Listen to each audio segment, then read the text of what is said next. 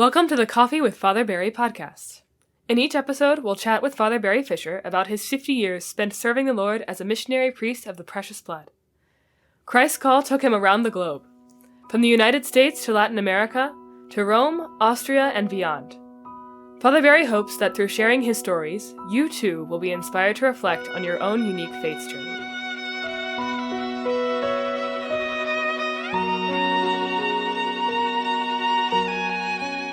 Hello and welcome to this day's episode of Coffee with Father Barry.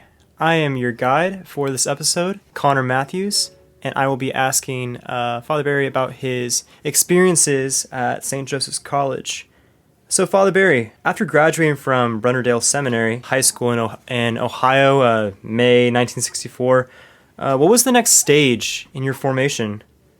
So after graduating from Brunnerdale High School Seminary and our little mission trip, well, we didn't call it a mission trip, we just exchange program in Lima, Peru, came back and after summer went to St. Joe College in Indiana. St. Joe is a college run by the Society of the Precious Blood, as we were called in those days, in Rensselaer, Indiana, south of Chicago.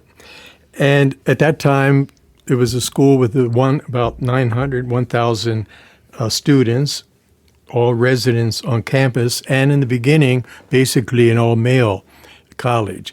There were only 8 or 10 females, ladies, girls, who studied there, probably most of them from the town of Rensselaer, and they lived in their homes. So how many were we? Our class, when we got to college after grade school, or after high school, when we entered, it was 115 in my class. We graduated, I think, with like 52 or so that ended up going to St. Joe.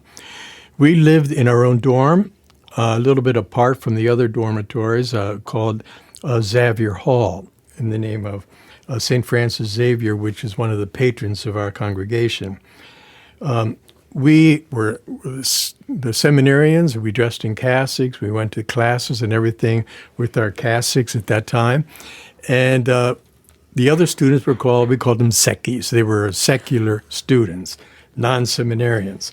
But I made friends with some of the seckies, especially one who was from near my hometown.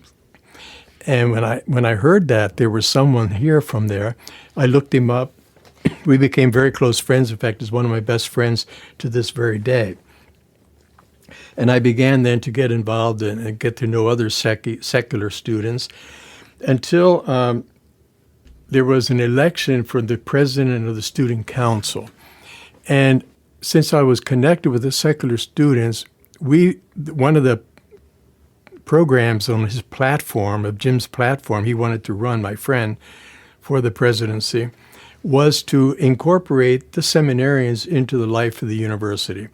Because besides classes, we lived pretty much sheltered in our own world.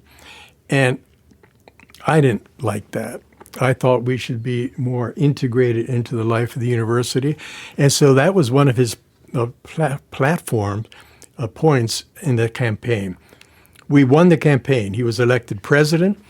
Also, the seminarians were approved to become officially part of the student body. And I was then asked to do some work with the student council, because we also had a work program as part of our seminary.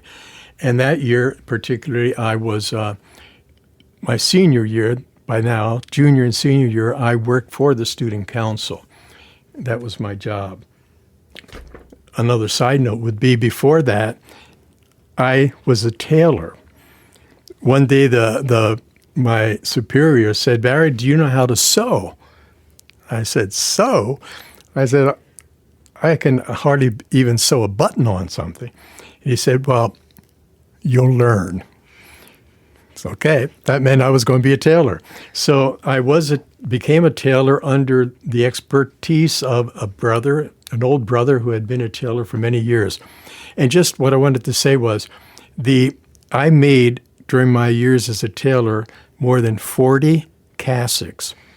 that I measured the people and cut from the cloth and made 40 cassocks, believe it or not.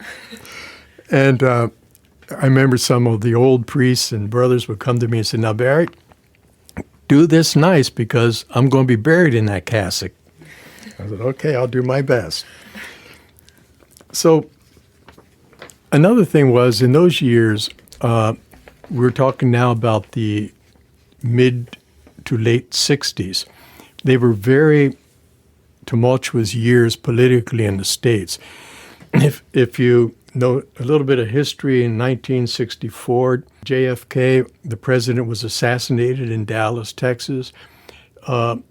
Very shortly after that, also the following year, Martin Luther King was assassinated. So it was a year of a lot of unrest on college campuses and in the country in general. So there were a lot of protests going on around the country. And Chicago was a hotbed. They were having, in the year 68, there were a presidential election. There was going to be the Democratic National Convention was in Chicago. And there were a lot of riot going on there at the time. During the convention, there were accusations of police brutality. So my Secchi friends and I, we wanted to go up there and participate in a protest march.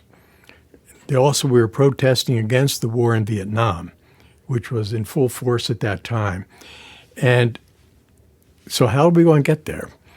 Well, the seminary had at its disposition, one or two cars that could be signed out to go into town, to go into Rensselaer to buy something at the market or go to a show.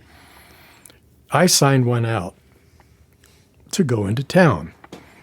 But the town wasn't Rensselaer.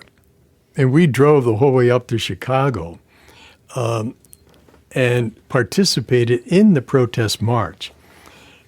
So we were there all day, yelling and screaming and marching and waving our placards against the war and all that. We got back late, after dark. We got back to Rensselaer, and I remember I can almost see us pulling into the driveway. And as we pulled in, I turned the lights of the car, the headlights off, so that we could sort of get in there without being seen, and I could park the car and then get up to my room. Well, that was okay up to that point. So I get to the dorm. Now, in those years, all the priests, brothers, and the major seminarians, we lived together in a big building called Sweeterman Hall. I go in there, hit the button of the elevator. We were on the third floor. Got in the elevator. I thought to myself, the perfect crime. Think get caught. Well, that was short-lived. The elevator stopped on the second floor, and one of our important priests on campus, secretary for the college, got on the elevator with me. And he said, "Well, Barry, you looked pretty good on television tonight." I said, "What?" He said, "Yeah, you know how we priests get together for a little cocktail before supper and we watch the evening news." Well, we were watching the news and about the protest in Chicago, and you walked right in front of the camera crew.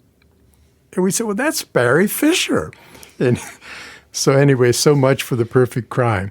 I thought the shoe was really going to fall because I was off campus the whole day and without permission, really.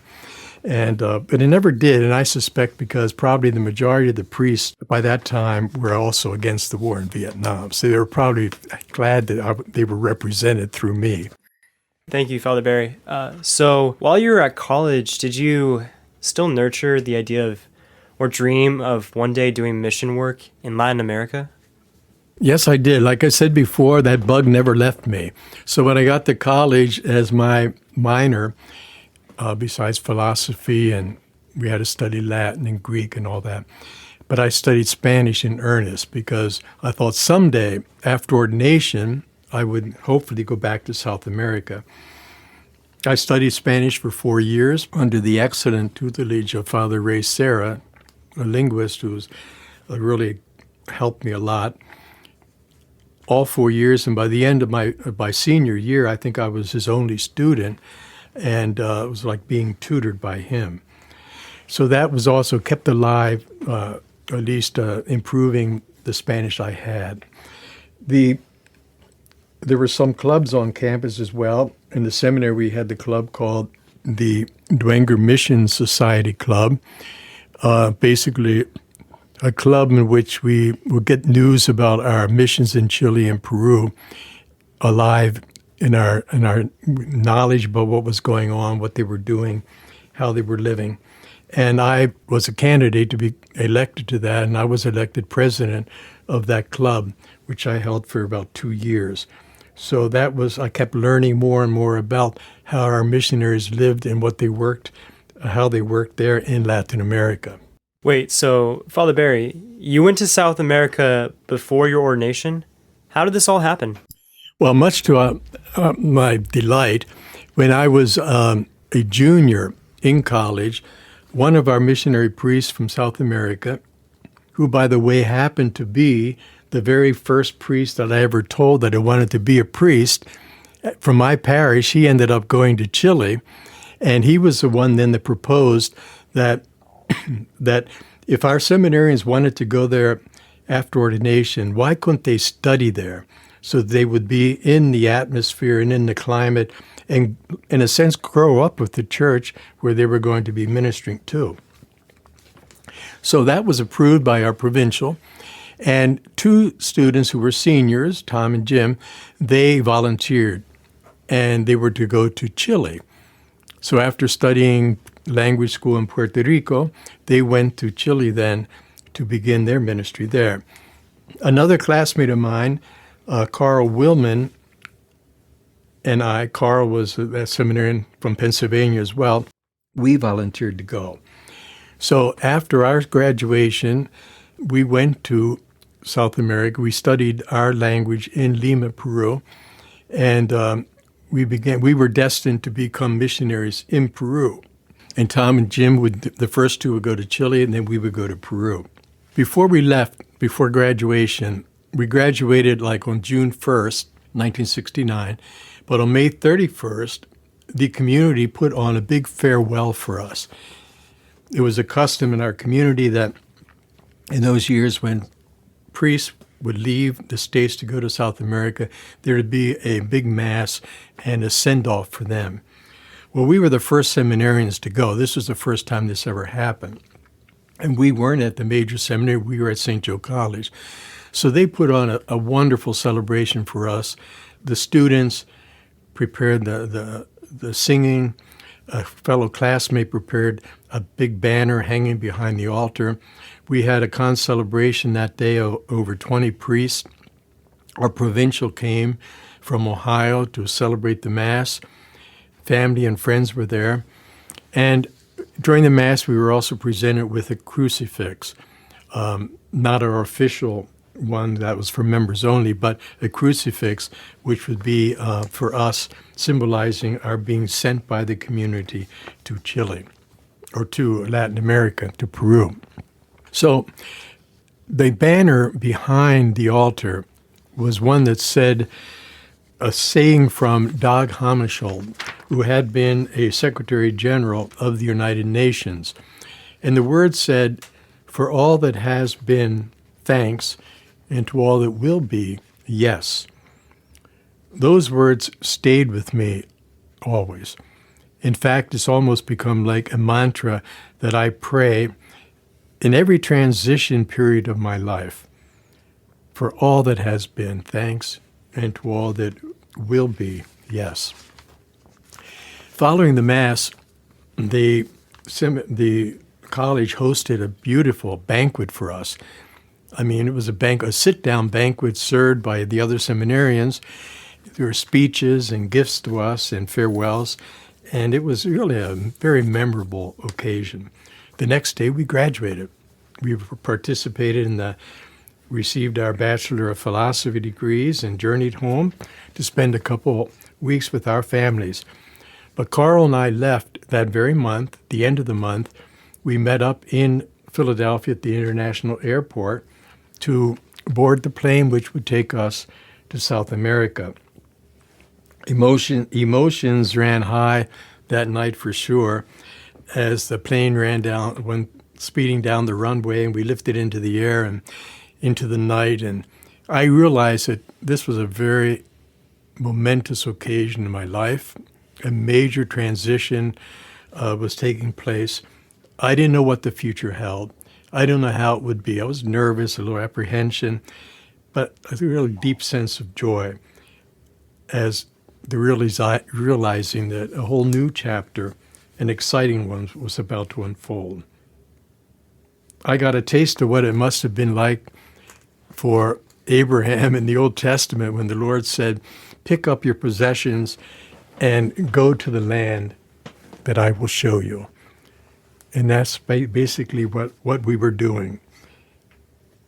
I will never forget, I will never regret the decision to study theology in South America, to begin a new life south of the border. To all that will be, yes.